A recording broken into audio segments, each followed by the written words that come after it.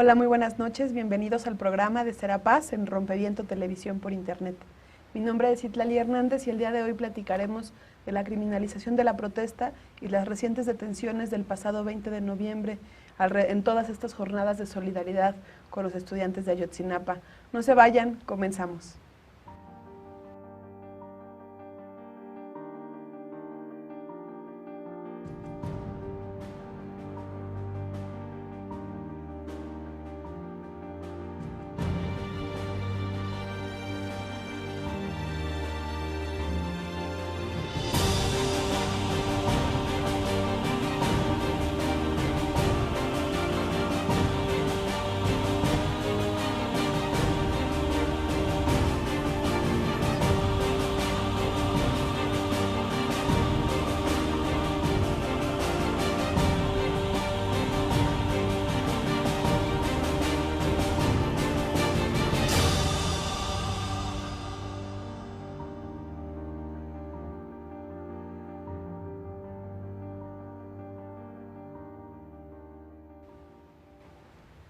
Qué bueno que siguen con nosotros en este programa. El día de hoy tenemos dos invitados muy especiales. Están con nosotros el compañero Miguel Moguel, él es de la organización Fundar. Y bueno, vamos a platicar también de la criminalización de la protesta. Bienvenido, Miguel. Buenas noches. También está con nosotros Enrique. Él es profesor de la Universidad Nacional, de la Facultad de Ciencias Políticas, también es académico de la Universidad Iberoamericana y hoy viene a platicarnos un poco de sus estudiantes detenidos. Bienvenido, Enrique. Buenas noches, gracias por la invitación. Bueno, pues queremos empezar este primer bloque platicando un poco del contexto de la criminalización de la protesta en México. Recientemente, bueno, ya ni tan reciente, desde hace unos meses presentamos un informe como parte del Frente por la Libertad de Expresión y anunciábamos un escenario de criminalización que ha venido fortaleciéndose. Platícanos un poco, Miguel, ¿cómo ves este desarrollo de este proceso de criminalización? Efectivamente, la criminalización es un fenómeno que se ha dado de varios meses para acá y creo que es importante apuntar que estas organizaciones de las que señalas a propósito del Frente, hemos logrado mapear formas distintas en las que se da la criminalización, es decir, hay formas directas en las que se trata de inhibir, de censurar, de cohibir, digamos, la participación, la expresión, digamos, y manifestación de ideas, opiniones y en concreto lo que le llamamos la expresión del disenso, y otras que de manera indirecta, digamos, tratan de atacar, digamos, y tener los mismos objetivos. En cuanto a las primeras, bueno, pues ya las sabemos, ¿no? Todos estos actos de represión, muchos de los abusos, el uso y el abuso de la fuerza, finalmente, directamente, digamos, impactan a quienes manifiestan y expresan sus opiniones en las calles. Pero la manera indirecta es, por ejemplo, cuando se denosta o cuando se tacha como negativa la posibilidad de expresar y de manifestar nuestro disenso. Cuando se dice que manifestarse, que protestar es algo negativo, es el lado oscuro, digamos, del conflicto, y no nos hacemos cargo que tiene una gran carga de posibilidades en una vida democrática sana. Esta posibilidad de expresarnos es un vehículo también de generar transformaciones, de propiciar marcos para el ejercicio, para el diálogo, para la expresión, digamos, cotidiana de derechos de la ciudadanía, y me parece que está en el centro de todos estos hechos que hemos visto, no en concreto en el 20, sino que desde mucho antes, me parece que desde el 1 de diciembre de 2012, vimos estas expresiones y vimos la forma como el Estado responde reprimiendo y censurando la manifestación. Enrique, hemos visto durante mucho tiempo este proceso de criminalización, pero nunca en un contexto como el que hoy tenemos de movilización tan grande, tan fuerte, tan sólida, con esta solidaridad que se está desbordando en las calles. ¿Tú qué nos puedes platicar, ¿no?, de este proceso de criminalización que hemos visto en este contexto además en particular? Lo importante de la definición de criminalización es que se trata a la sociedad civil, a quien protesta, como criminales en varios sentidos, ¿no? Uno en el sentido jurídico, otro en el sentido mediático, en el sentido de cómo la respuesta policíaca en la calle trata a quien se manifiesta públicamente, y esto es una tendencia que se vive en buena parte de América Latina, hay que decirlo, pero que en México tiene una expresión muy grave en el sentido de que ha venido presentándose cada vez más como antes se ocultaba la represión. Debemos recordar 1968, ¿no?, donde los grandes medios decían que nada pasaba, pero hoy la criminalización también incluye una forma mediática que presenta como trofeo, ¿no?, a quien es detenido, que presenta como terroristas, como vándalos, como infiltrados, como manifestantes violentos, etcétera, que es lo que ha venido sucediendo desde 2006 hasta acá. Y ahora tenemos un contexto distinto porque tenemos efectivamente movilizaciones muy masivas, muy civiles, muy de la sociedad civil en general, no solo de los movimientos sociales organizados, sino de la sociedad civil en general. Y esto es muy grave porque la respuesta del Estado está siendo precisamente, por un lado, la represión como tal, pero frente a detenidos, frente a gente que está participando en las protestas, hay esta respuesta de judicialización, llevar el conflicto político, que es evidentemente político en muchos sentidos, hacia tratarlo como si fuera un conflicto jurídico, un conflicto de legalidad. Y esto es muy grave porque significa la respuesta sorda del Estado frente a las demandas sociales. Esta parte del Estado de Derecho, de recuperar la dinámica, por ejemplo, tenemos el artículo primero que recientemente se modifica, donde se reconocen todos los derechos humanos y al mismo tiempo estamos viviendo un escenario donde pareciera que hay una discrecionalidad de la aplicación de la justicia y del propio Estado de Derecho. Sí, me parece que en el discurso público lo que sí podemos evidenciar es que cuando se piensa en un paradigma democrático, el Estado está pensando en controles ciudadanos. ¿A qué te refieres con paradigma democrático? Cuando estamos pensando, o sea, básicamente el pacto democrático es un pacto, digamos, entre gobernantes y gobernados, donde, como diríamos en el fútbol, marcamos la cancha, ponemos las reglas, donde se establecen, digamos, lo que será cotidianamente el juego, digamos, ¿no? El juego democrático, decimos, cómo van a funcionar las instituciones, cómo van a ser las leyes, cuáles van a ser los procesos para que gobernados podamos participar en tomas de decisiones, en fin, ¿no? Como una suerte de estructura y reglas del juego. Ese pacto se disuelve o se rompe cuando tenemos fracturas, por ejemplo, en el Estado de Derecho, cuando se impone una legalidad más severa o cuando se lleva, digamos, como al límite, un poco lo que decía Enrique hace un rato, el uso político que se le da al derecho penal, el uso político que se le da a la propia institución de justicia, bueno, violenta ese pacto, es decir, utiliza las instituciones que cotidianamente estarían ahí para resolver la conflictividad social, pero de una manera en la que transgreden ejercicios de derechos básicos, como sería la posibilidad de salir a las calles y manifestarnos. Entonces, en este sentido, me parece que es evidente, cuando se está hablando o cuando estamos hablando nosotros, la sociedad civil, del paradigma democrático, lo que estamos diciendo ahí es que los controles tendrían que estar en el uso de la fuerza de las corporaciones policiales. Los controles deberían de estar para generar equilibrios en esta simetría que naturalmente los derechos humanos nacieron ahí a la mitad. Es decir, entre el poder y entre digamos, la cotidianidad de la ciudadanía y de sus derechos. Entonces, esta asimetría se tiende a equilibrar cuando tenemos un reconocimiento de que de este lado necesitamos controles para el uso de poder y de este otro necesitamos abrir la posibilidad de ejercicio amplio de derechos.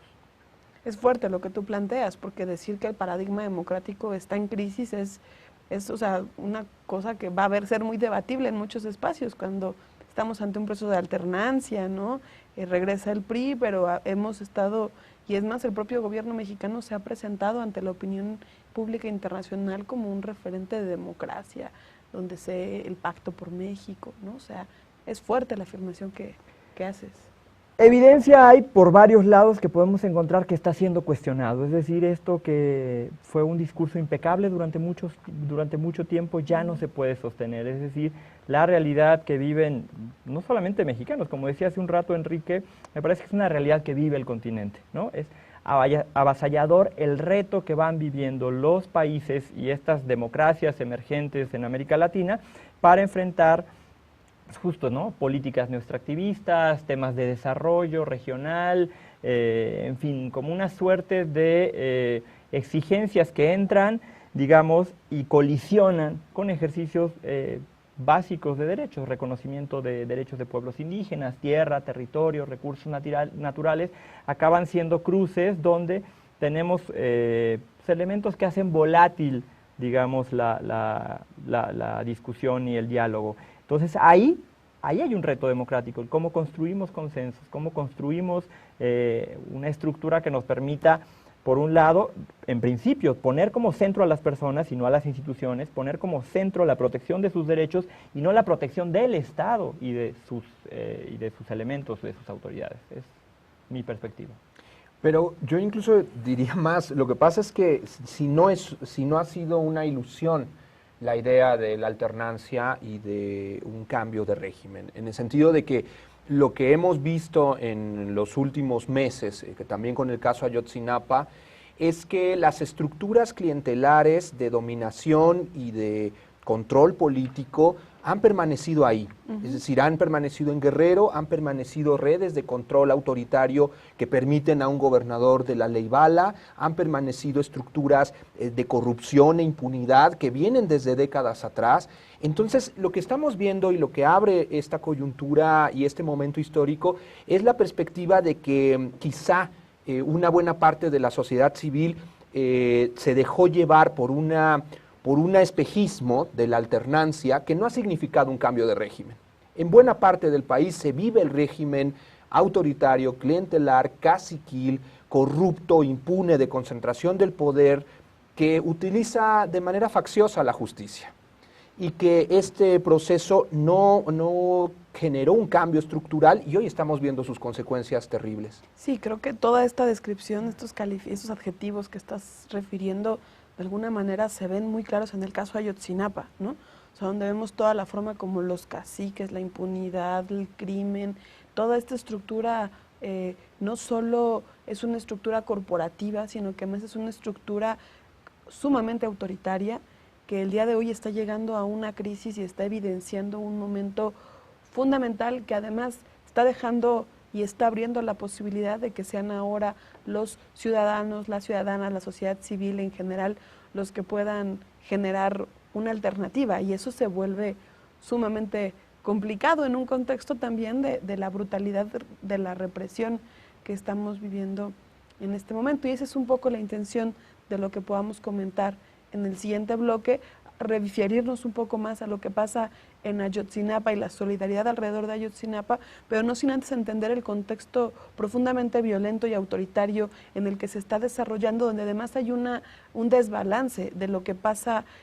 Decía yo hace un momento, esto que le hemos llamado muchas veces la esquizofrenia del Estado mexicano, ¿no? Nos colocan leyes y nos colocan derechos y se difunden y se presentan como elementos sumamente importantes y al mismo tiempo se están restringiendo, se está criminalizando, se judicializan los procesos y hay como un doble discurso en los hechos que está llegando a un límite con el caso Ayotzinapa, y que eso también está generando una explosión en muchos sentidos contra el autoritarismo, contra la impunidad, contra la burocratización, contra el Estado en general, y el Estado no entendido como gobierno, sino como un conjunto de instituciones. Es algo, creo yo, muy fuerte en este contexto. Pero bueno, vamos a hacer un corte y regresando seguimos platicando de la situación de Ayotzinapa. No se vayan.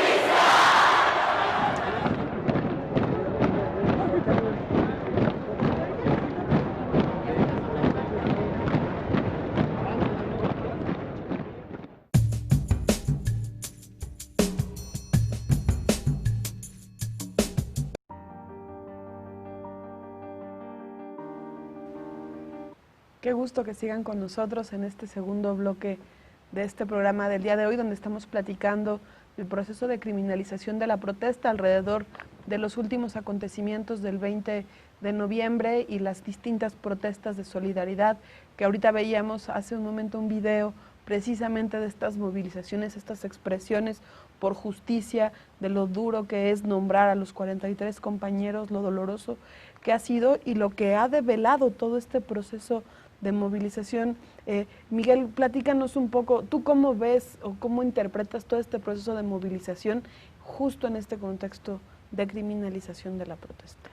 A mí me ha parecido, en lo personal, me ha parecido un fenómeno muy interesante porque emergió de pronto, pero desde diversos sectores fue un elemento que acabó, digamos, como aglutinando distintas consignas, pero finalmente detrás de todas ellas me parece que está justo todo este desgaste que llevamos, descrédito de las propias instituciones, el tema de cómo han fallado los mecanismos para poder resolver la conflictividad social, cómo han fallado las propias autoridades para responder a las necesidades y a las demandas. Y me parece que detrás de todo eso, lo que vimos o lo que hemos visto, digamos, de un tiempo para acá, es justo el poder colocar todas estas demandas y estas consignas en torno a un par de hashtag o de consignas, digamos, ¿no? Y una de ellas me parece que es el de vivos se los llevaron, vivos los queremos y justicia para Ayotzinapa. Y lo interesante sería ver hacia dónde estaría yendo el movimiento, porque un poco lo que platicábamos ahora que estábamos fuera del aire, yo he tenido la oportunidad de participar de distintos espacios. Por ejemplo, el domingo pasado, el tema de los corredores en reforma, que se sumaban también a la demanda y a la denuncia, temas de ciclistas, en fin, varios colectivos que se están movilizando alrededor y que, bueno, finalmente lo que ha sucedido es que van confluyendo, digamos, van confluyendo en sus demandas y van confluyendo en lo que van colocando, digamos, en la discusión pública. Y lo que tuvimos ahora en días pasados, que escuchamos al presidente Peña Nieto con su mensaje, pues finalmente evade el tema del reconocimiento de qué es lo que realmente está pasando, es decir, le da la vuelta para colocar, digamos, una suerte de medidas y de mecanismos que no acaban ni reconociendo la realidad, ni reconociendo, digamos, el momento que estamos viviendo como sociedad y tampoco, digamos, atajando de primera mano o entrándole al tema que está de fondo, que es el tema de los desaparecidos en México. Hace rato de camino en el carro para acá con Enrique veníamos platicando de todo lo que sintetiza, ¿no? Este momento en el que estamos aquí. ¿Por qué no nos cuentas, Enrique?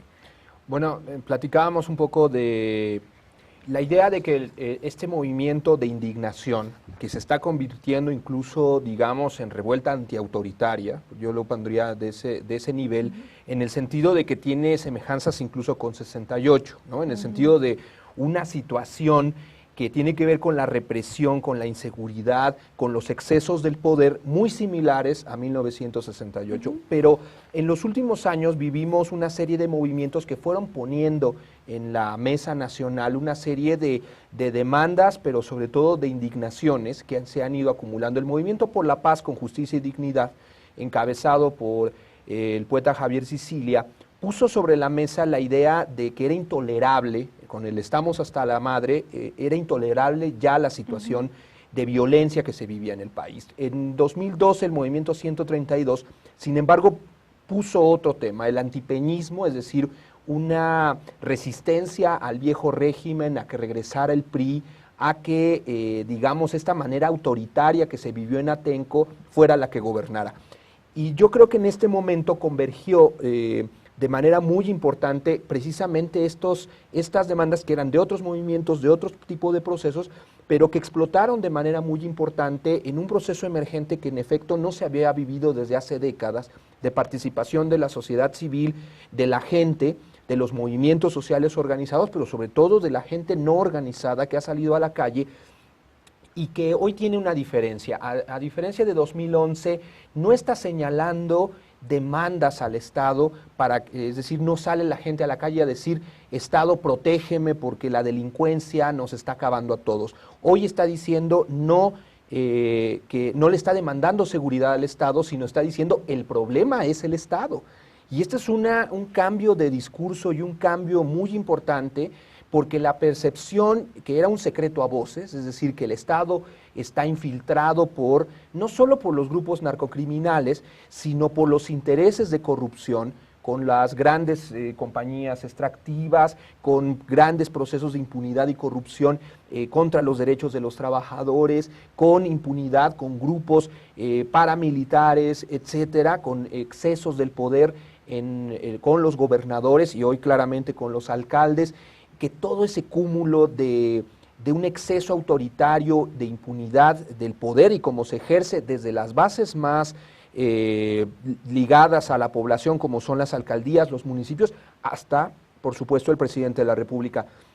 Y en ese sentido hay una especie estamos viendo cómo ha crecido una especie de revuelta, ¿no? de rebelión mayoritariamente pacífica, que sin embargo está cuestionando al régimen en su conjunto, y por eso sintetiza en estas dos ideas de presentación de los desaparecidos, porque es, digamos, no solo la gota que derrama el vaso, sino lo que une a la indignación por este símbolo tan importante de no solo son 43 desaparecidos, que es un número impresionante, son jóvenes, son estudiantes normalistas, son estudiantes normalistas de una clase baja, de hijos de campesinos, que han dolido a México de una manera muy importante, y en especial que se los llevaron la policía.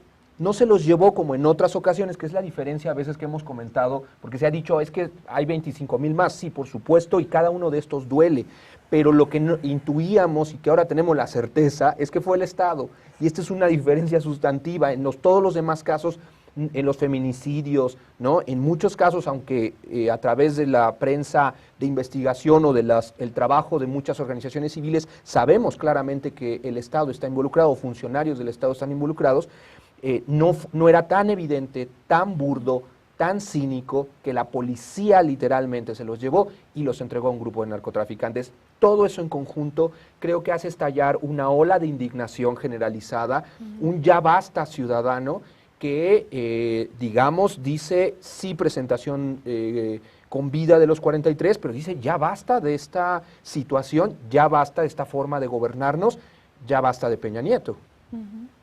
Sí, o sea, yo siento que todo este año ha cambiado rapidísimo. O sea, apenas en abril, cuando presentábamos el informe del Frente por la Libertad de Expresión, anunciábamos, ahí vienen ciertas reformas, vienen ciertas modificaciones, se están cambiando los tipos penales, se está generando un ambiente, y bueno, en estos últimos meses de abril para acá, el país ha cambiado. Y el país ha cambiado y la protesta está saliendo. O sea, todos estos meses de realidad, ¿qué es lo que está cambiando, Miguel? O sea, ¿qué se está moviendo en este país?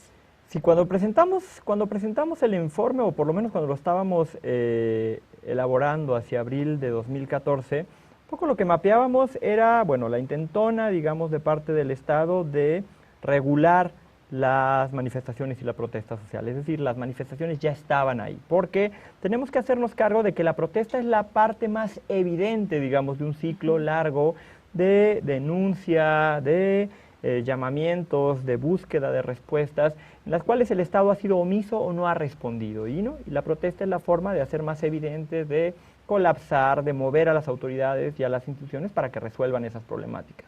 Entonces, en esta lógica estábamos viendo un tema que tenía que ver con esto, con la regulación y el control del espacio público.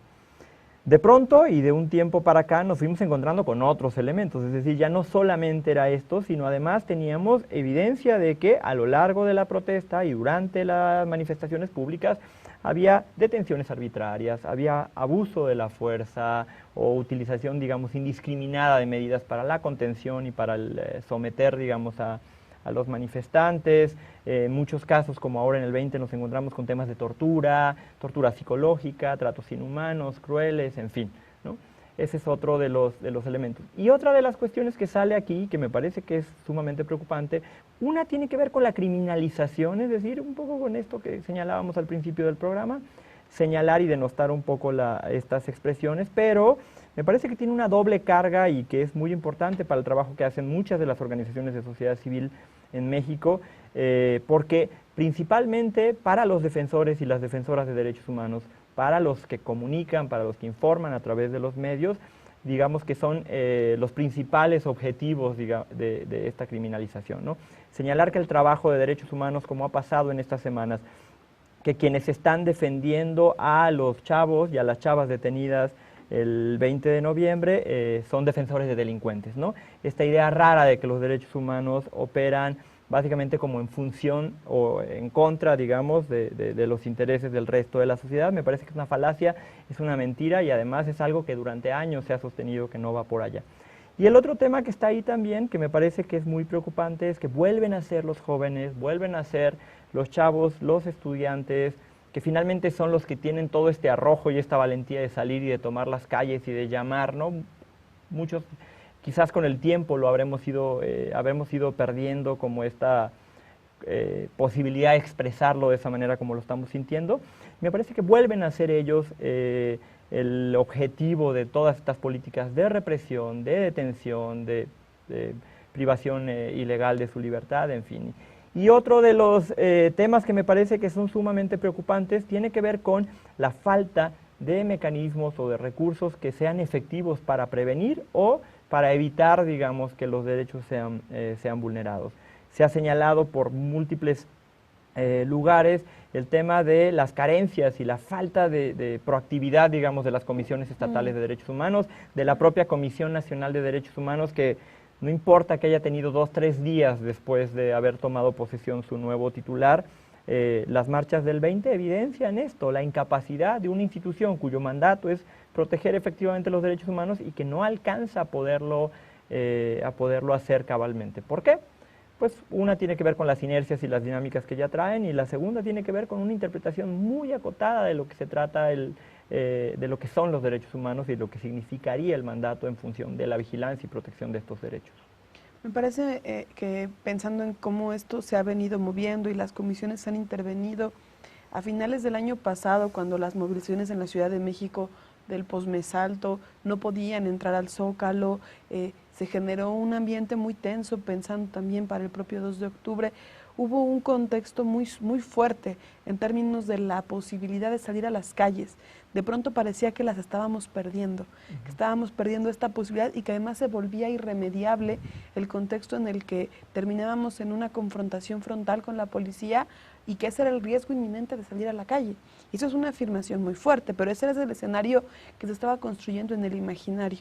Me parece que ahí el aporte de todo este proceso de movilización, sobre todo es los miles y miles y miles de hombres y mujeres que hemos salido a la calle en estos días y que hemos recuperado las calles, hemos recuperado la protesta, y que esa también puede ser una de las respuestas a las que el día de hoy nos estamos enfrentando con estos discursos, donde hay una necesidad también del Estado de colocar su fuerza en un contexto de la salida, un contexto de efervescencia, un contexto además que es diferente a los otros 2 procesos que ya mencionaba también Enrique. Creo que vamos ahora a revisar en este siguiente bloque, en particular lo pasado el jueves 20 de noviembre y la forma como responde la policía, pero creo que sí es interesantísimo señalar el papel que han tenido las distintas voces que en este año no se callaron, que siguieron insistiendo y que el día de hoy también han generado un nivel de visibilización de todo este escenario tan fuerte, tan sórdido y tan difícil. Pues bueno, vamos a un corte y regresamos. Entonces, esperamos aquí.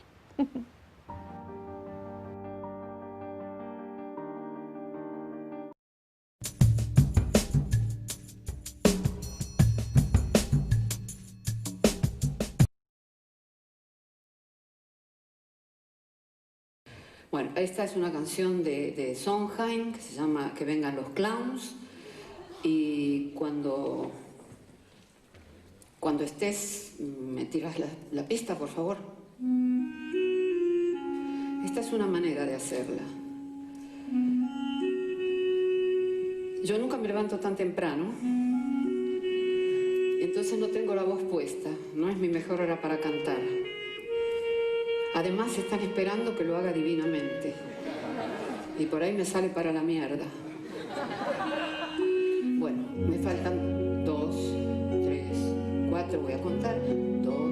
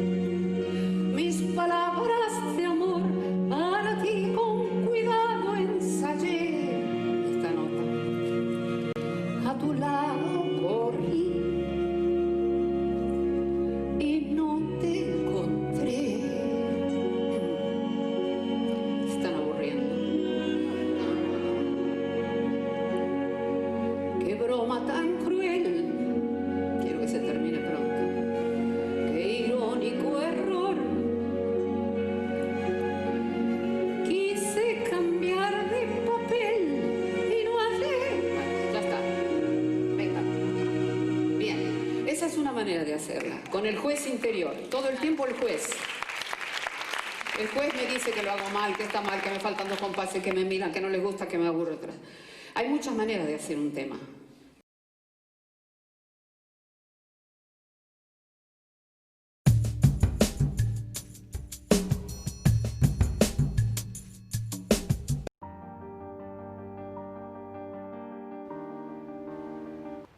Pues seguimos en este programa de Serapaz en Rompeviento Televisión por Internet, platicando del proceso de criminalización de la protesta y la forma como recientemente esto ha sido afectado o ha ido afectando la propia lucha de muchísima gente que ha estado protestando en el contexto en particular de las movilizaciones por Ayotzinapa.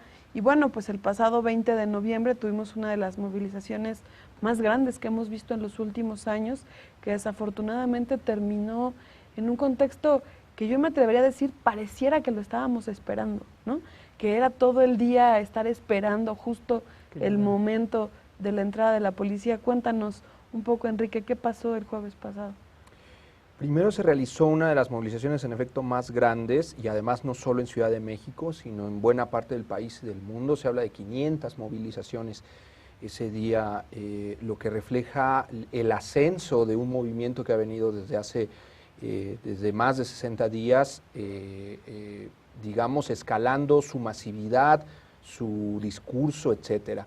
Sin embargo, al final de la movilización, lo que tenemos es una oleada de detenciones arbitrarias. Hay que decir que el gobierno de la Ciudad de México sistemáticamente está cometiendo detenciones arbitrarias, ¿no? Hoy tenemos un escándalo por lo que sucedió este jueves 20 de noviembre, pero el gobierno del Distrito Federal utiliza las detenciones arbitrarias en tipo redada. No son detenciones selectivas, son detenciones en redada para capturar a manifestantes de manera indiscriminada. Además, los eventos que tenemos que hemos visto todos en las redes sociales, en los videos, los que estuvimos en la movilización, es cómo son desalojados prácticamente en un par de minutos todavía miles de manifestantes que al terminar la movilización y el acto central o los discursos centrales se permanecían en la plaza, y cómo esta pared de policías desaloja la plancha del Zócalo con una enorme brutalidad. Una enorme brutalidad que no solo son las condiciones de las detenciones, sino la forma en que se desarrollan este tipo de desalojo violento.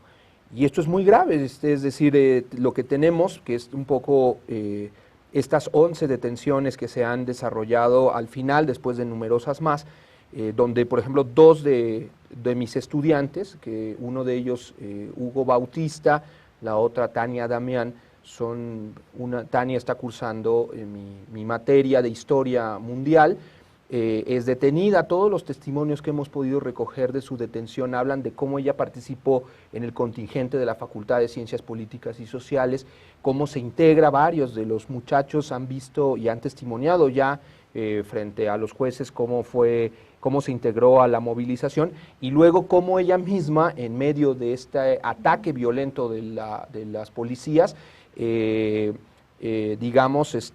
sale dentro del contingente con las vallas que arman siempre los estudiantes, ¿no? Algunos con cuerdas, a otros agarrados de los brazos, para que el contingente no se dispersara, ¿no? Lo que evidencia una actitud evidentemente de movilización y participación pacífica en la movilización.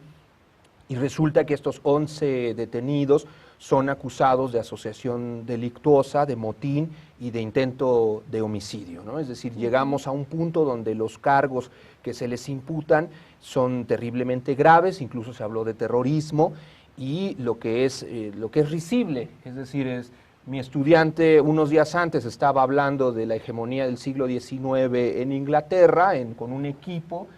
Su novio Hugo, que es otro de mis estudiantes, trabaja en un call center, tiene una hija, y resulta que entonces debemos creer, según la policía y según el gobierno del DF y el gobierno federal, que Tania, además de estudiar las lecturas que tiene en la mañana en la Facultad de Ciencias Políticas, por la tarde organiza un grupo de crimen organizado, y además acude a la marcha descubierta en el contingente pacífico ayuda a todos a salir, igual que todos los demás estudiantes, y después, de manera oscura, se integra a un grupo subversivo que ataca al Estado y a los policías, ¿no? Una muchacha de alrededor de 20 años que expone muy bien en sus clases. Eso es lo que nos está presentando el gobierno de la ciudad y el gobierno federal, unidos en esta imagen bastante cuestionable de Mancera saliendo con Enrique Peña Nieto a salir a defender la actuación de la policía el 20 de noviembre. Para seguir platicando un poco de todo esto que pasó el 20 de noviembre,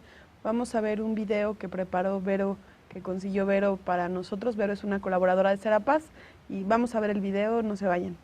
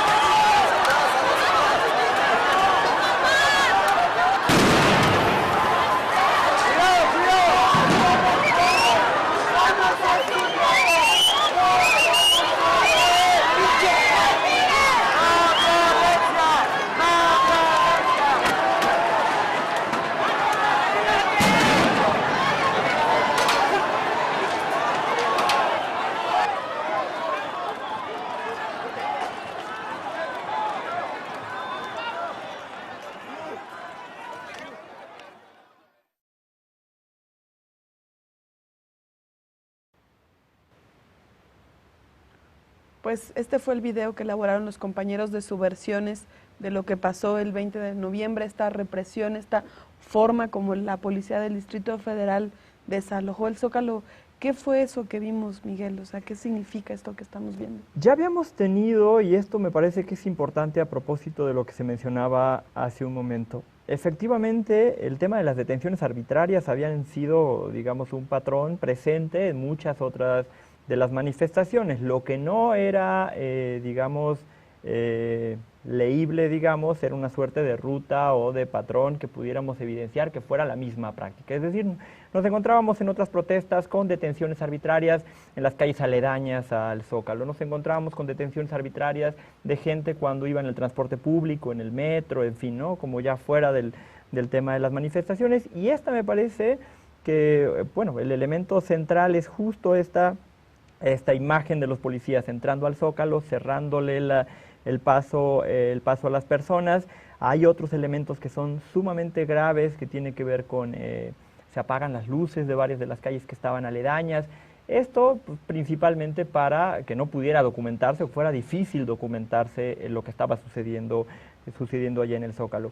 Y esto me lleva a otro de los temas que me parece que es uno de los elementos fundamentales a propósito de la protesta, el tema de la documentación. Es decir, la única posibilidad de que podamos evidenciar justo cómo se van cometiendo esta serie de violaciones y esta serie de actos de uso y de abuso de la fuerza por parte de las corporaciones policiales, pues finalmente es documentando.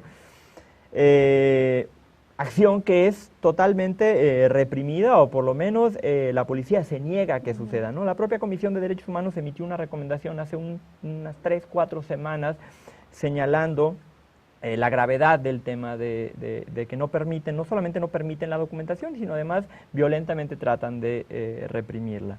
Y entonces nos topamos justo con un problema no menor. En este momento que estamos tratando de instruir las causas y justo lo que mencionábamos hace un rato, mostrar cómo los estudiantes pacíficamente estaban demostrando su indignación y demostrando y colocando ahí sus demandas, no hay manera o es difícil, digamos, de poderlo hacer porque no contamos con muchos elementos probatorios que nos puedan ayudar a sustentarlo, y lo que sí tenemos son fuertes testimonios de quienes estuvimos o estuvieron ahí, que dan cuenta justo de la represión, de la violencia, incluso de la manera como se referían ¿no? a las chicas o incluso a las personas que estábamos ahí. Recuerdo mucho un policía que decía, no, esta orden de rómpanle su madre, ¿no? Esto me parece que es temible cuando escuchamos que son las autoridades que estarían ahí para proteger a la ciudadanía y para evitar, digamos, que pudiera suceder algún otro tipo de violación, y son ellos finalmente los que hacen uso de sus escudos, sus toletes, sus macanas para reprimirnos y para inhibir, digamos, la protesta, mandando muy fuerte o mandando por lo menos pretendiendo mandar un mensaje muy fuerte de no vamos a conceder la posibilidad de que se manifiesten y de que lo hagan de esta manera, ¿no? No vamos a dejar que salgan a las calles, váyanse a sus casas y quédense ahí. Sí. Muy rápidamente decir que estas detenciones arbitrarias lo refleja la composición de quien está detenido. 3 estudiantes de la Facultad de Ciencias Políticas, un estudiante de posgrado de excelencia del doctorado, un estudiante de arte del IMBA, un cineasta de 55 años, una madre soltera que está tomando fotografías. Es decir, las detenciones, su arbitrariedad resulta en el ridículo. El GDF y el gobierno federal están quedando en ridículo al presentar como terroristas o gente que se amotina y trata de matar a un policía a simplemente la sociedad civil que se estaba expresando.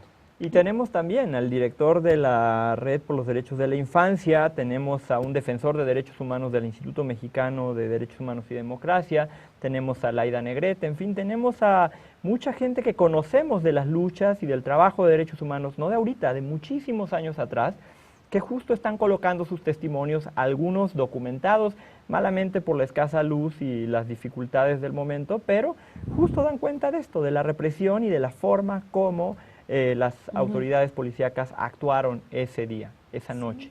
Es importantísimo esto que ustedes señalan. Vamos a hacer un corte y regresamos con más información de qué es lo que está ocurriendo ahora con estas personas que están detenidas. No se vayan, regresamos.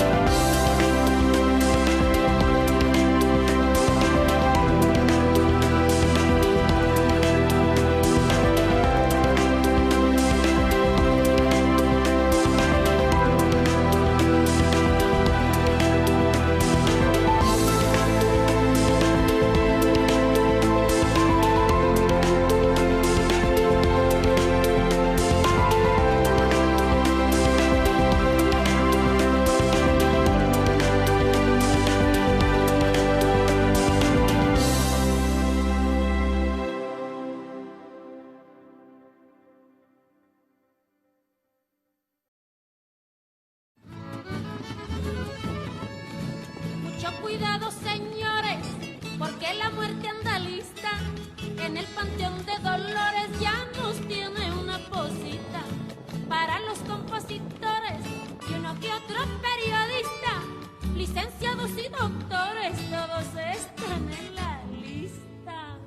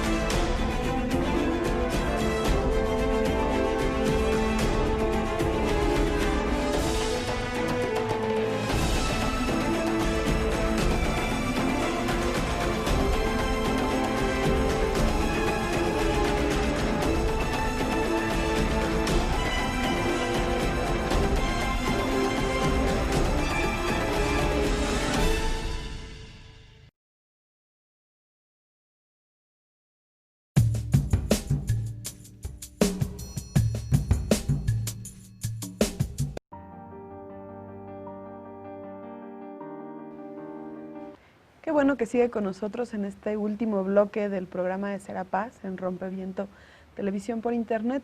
Vamos a terminar de entender un poco qué fue lo que pasó el 20 de noviembre, pero sobre todo, qué va a pasar ahora con estos jóvenes, con estos compañeros y compañeras que están detenidos. Cuéntanos un poco, Enrique, qué va a pasar con ellos, qué está pasando con ellos en este momento.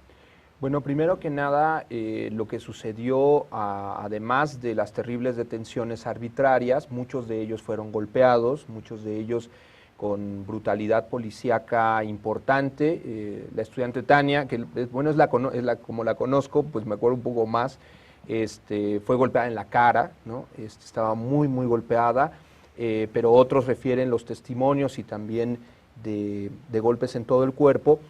Sin embargo, esta idea de que no se les dejó ver a los abogados, de que fueron aislados, de que se les obligó y presionó para que firmaran declaraciones, el tipo de delitos que se les imputa, la forma en que fueron detenidos, la forma en que fueron trasladados incluso a penales de máxima seguridad, más allá del tema de la libertad, hablan de una decisión de Estado. Otra vez hablamos de esta utilización facciosa de la justicia para enviar un mensaje al movimiento en el sentido represivo, en el sentido de un movimiento que ha crecido y que se le está enviando un mensaje. Esto es lo que les va a suceder si participan en este movimiento de indignación, un movimiento de indignación que cada vez más está exigiendo la renuncia del presidente Peña Nieto. Y en ese sentido es muy grave su situación porque ha sido difícil la defensa. Muchos de los abogados solidarios de todas las organizaciones de derechos humanos que salieron precisamente a cobijar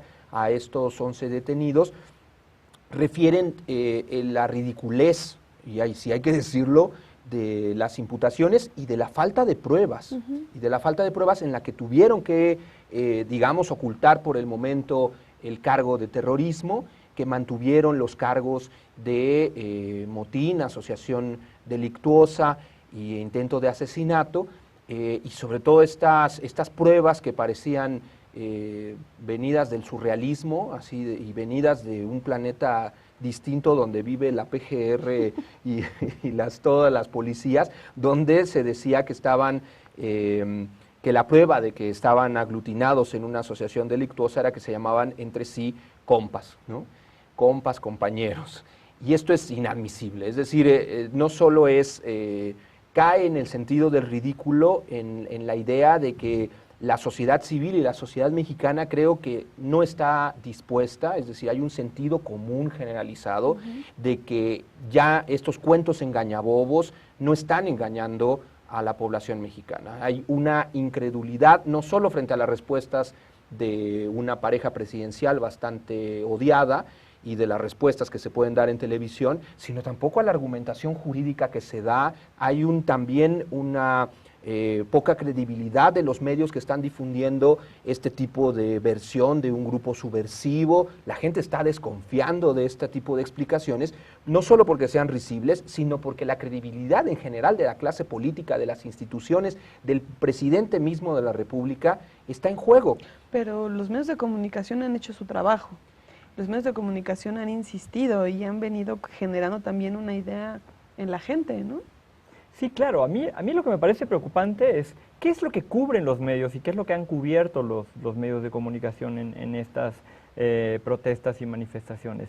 De repente nos vamos a encontrar con que la nota o lo que están mandando acaba reforzando este mensaje de criminalización de la protesta, acaba reforzando esta idea y este repudio generalizado que pudiera darse al tema de algunos actos violentos, ¿no? Algunos elementos que pudieran ahí causar pues movimientos en el resto de la ciudadanía. Esto me parece que es sumamente comprometedor porque si alguien tiene la responsabilidad de informar y de dar información suficientemente sólida, veraz, oportuna, para que el resto de la ciudadanía nos podamos hacer una idea y podamos de alguna u otra manera sumarnos, digamos, a lo que está aconteciendo en nuestro país, pues tiene que ser a través del papel que juegan. Sin embargo, me parece que en muchos de estos medios nos estamos encontrando justo con una visión, una suerte de filtro, nuevamente la utilización de los medios, sea por censura, sea por miedo, sea por línea. El tema es que están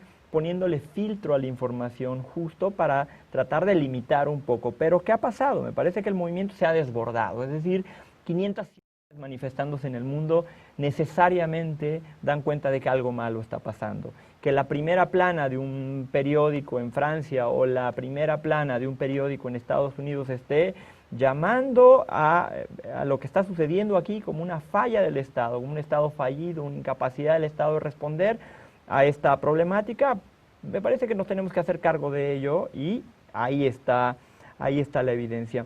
Pero no sé si perdón por quitarte la palabra, pero en el sentido de que también está desbordado en el caso de la información. Es decir, hay teléfonos que grabaron todo, hemos visto a través de las redes sociales, al menos en la población juvenil y urbana, es imposible ya mentir tan deliberada y cínicamente. Hay cientos de videos, cientos de fotografías que corren por la red, lo que hacen evidente que lo que sucedió en el Zócalo son detenciones arbitrarias. Es un secuestro de Estado, en el sentido de que se secuestra a 11 personas para mantenerlas como rehenes y enviar un mensaje político y claramente de utilización facciosa de la justicia.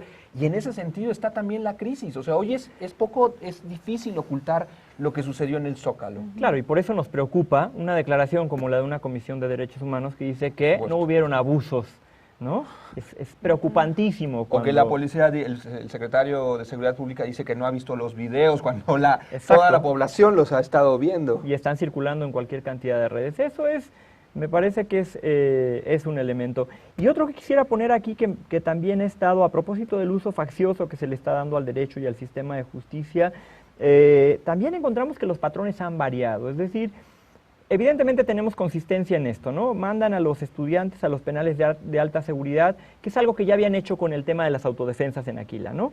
Habían tratado de desarticular un poco la movilización de esa zona y los habían mandado a los penales justo en este mismo mensaje, un poco de dificultar la defensa, de mandar un mensaje al resto, digamos, de las autodefensas que estaban alrededor de Aquila, y nos encontramos nuevamente con este elemento del uso de las prisiones de alta seguridad que tuvieron en sus orígenes, este elemento central que tenía que ver con el tema de alta peligrosidad, personas, digamos, que atentaran contra el propio Estado y que por eso esta suerte de cárceles pues, te permiten tener un aislamiento tal que no incomunica, digamos, a los que están ahí privados de su libertad.